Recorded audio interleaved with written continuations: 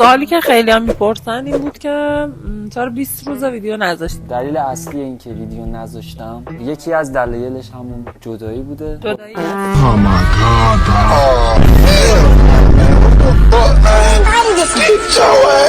حال بچه رویه آدم وقتی میخواد یوتیوب کار کنه لازم نیست از این کارو بکنی. کافیه بیای تو پیج من ستاره ریز آخر رو نگاه کنی، کانال منو دنبال کن.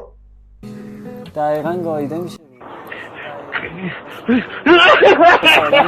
یعنی مکسی تنها دنبال است. اصل قضیه رو بچه حالا دوست نداره قیانیش مشکلایی در زندگیم به وجود اومده بود سر برگشتم به ایران و اینا. مثل مشکلای دیگه هم داشتم که داخل روابطم و اینجور چیزا بود. خب به انا